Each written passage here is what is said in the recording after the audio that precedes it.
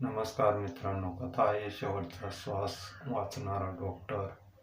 नाशिक जवळच्या एका छोट्याशा गावात डॉक्टर अभिजित देशमुख नावाचा तरुण डॉक्टर राहत होता. गरीब घरातून आलेला, पण डोळ्यात मोठं स्वप्न, लोकांचे प्राण वाचवायचे. त्यांचे वडील शेतकरी, आई घरकाम करणारी. लहानपणी त्याने एक गोष्ट पाहिली होती, ती त्याचं आयुष्य बदलून गेली. बालपणी एक दिवस त्याच्या वडिलांना अचानक छातीत तीव्र दुखू लागलं. गावात डॉक्टर नव्हता. शहरात न्यायला वेळ लागला आणि रस्त्यातच त्यांचे प्राण गेले. त्या दिवशी लहान अभिजित खूप रडत म्हणाला, मी मोठा होऊन असा डॉक्टर बनेन की कोणाचाही बाबा असा मरू देणार नाही. अभिजितने दिवस रात्र अभ्यास केला. गरीब असूनही त्याने हार मानली नाही. दिवसा कॉलेज, रात्री हॉटेलमध्ये काम आणि अभ्यास. शेवटी तो हार्ट सर्जन डॉक्टर बनला. लोक म्हणायचे, हा मुलगा वेडा झाला आहे, दिवस रात्र काम करायचा. पण अभिजितनं हार मानली नाही. अभिजितला मोठ्या हॉस्पिटलची ऑफर आली. एक दिवस त्याला मुंबईच्या मोठ्या हॉस्पिटलमध्ये ऑफर आली होती. मोठा पगार, नाव, प्रसिद्धी. पण त्याने ती ऑफर नाकारली. कारण त्याला आठवत होतं, गावात अजून एकही डॉक्टर नव्हता. म्हणून त्याने ती ऑफर नाकारली. तो परत आपल्या गावात आला आणि छोटंसं क्लिनिक सुरू केलं. ती काळी रात्र, एक पावसाळी रात्र होती. वीज नव्हती. वारा जोरात सुटला होता. अचानक एक माणूस धावत आला. डॉक्टर, डॉक्टर, माझ्या मुलाला वाचवा, त्याला श्वास घेता येत नाही. अभिजित लगेच निघाला. रस्ता चिखलाने भरला होता, पण तो थांबला नाही. अभिजित एकदम जोरात पळत सुटला. जीवावर बेतलेला प्रसंग. तो मुलगा 10 वर्षाचा होता. त्याला गंभीर हार्ट प्रॉब्लेम झाला होता. त्या क्षणी गावात ना मशीन, ना योग्य साधन, पण डॉक्टरचा अनुभव आणि धैर्य. अभिजितने निर्णय घेतला, मी इथेच ऑपरेशन करणार. पण लोक घाबरून गेले, पण त्याने हार मानली नाही. टॉर्चच्या प्रकाशात घामाने भिजलेला चेहरा, बाहेर मुसळधार पाऊस. अभिजित त्या मुलाला जीवासाठी लढत होता. 1 तास, 2 तास, 3 तास सगळे देवाची प्रार्थना करत होते. अचानक मुलाने हळूहळू डोळे उघडले. आई ओरडली, माझा मुलगा वाचला. सगळे रडायला लागले. पण त्या रात्री गावात खूप आनंद आणि अश्रू दोन्हीही वाहत होते.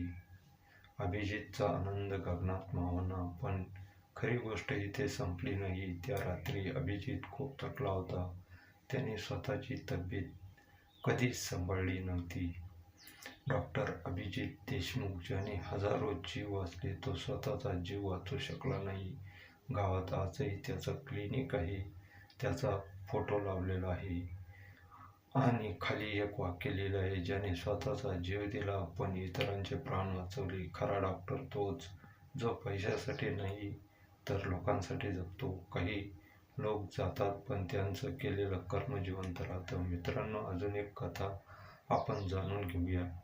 रात्रीचे 2 वाजले होते. संपूर्ण शहर झोपलेलं होतं. पण एका हॉस्पिटलमध्ये मात्र मृत्यूची लढाई सुरू होती. डॉक्टर आर्यन देशमुख, गरिबांचा देव म्हणून ओळखला जाणारा एक साधा सुधा महान डॉक्टर. त्या रात्री अचानक हॉस्पिटलमध्ये गोंधळ उडाला. एका बसचा मोठा अपघात झाला होता. एकाच वेळी 50 पेक्षा जास्त लोक जखमी झाले होते. हॉस्पिटलमध्ये आणले गेले होते. सगळीकडे रक्त, आरडाओरडा, भीती, आणि त्या सगळ्यांमध्ये उभा होता डॉक्टर आर्यन. डॉक्टर आर्यन घाबरले नाही. एकटेच एवढ्या पेशंट्सकडे लक्ष देते, कोणीही मरायला नको. त्याने ठाम आवाजात सांगितलं, स्टाफ घाबरलेला. त्यावेळी साधनं नव्हती, वेळ कमी, पण डॉक्टरचा प्रचंड आत्मविश्वास. त्यामुळे लोक पण तिथे होते. तो एकामागून एक ऑपरेशन करत होता. 3 तास, 5 तास, 8 तास. त्याने स्वतःचं भानही विसरला होता. दरम्यान त्याच्या मोबाईलवर सारखे फोन येत होते त्या आईचे. आईचं नाव होतं, फ्लॅश होतं, पण तो फोन उचलू शकत नव्हता, कारण त्याच्यासाठी त्या क्षणी प्रत्येक पेशंट त्याचं कुटुंब होतं. 12 तास झाले. डॉक्टरनं अनेकांचे जीव वाचवले. लोक म्हणत होते, हा डॉक्टर नाही, देवच आहे. लोक त्याच्याकडे पाहून हात जोडून देवाकडे प्रार्थना करत होते. हा देव माणूस. पण कोणालाही माहीत नव्हतं की त्या डॉक्टरच्या छातीत हलका त्रास सुरू झाला होता. तो थोडा थांबला, पाणी प्यायला, पण लगेच परत कामाला लागला. शेवटचं पेशंट वाचवताना त्याचे हात थरथरत होते, डोळ्यापुढे अंधार येत होता. पण तरीही त्याने ऑपरेशन पूर्ण केले आणि तेवढ्यात अभिजितला त्रास होऊ लागला. तो खाली कोसळला.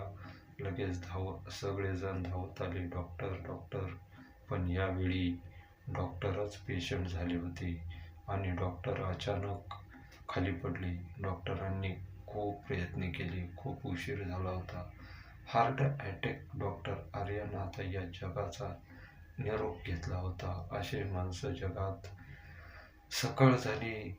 ज्यांचे जीव वाचले होते ते सगळे हॉस्पिटलच्या बाहेर उभे होते, मोठमोठ्याने रडत होते.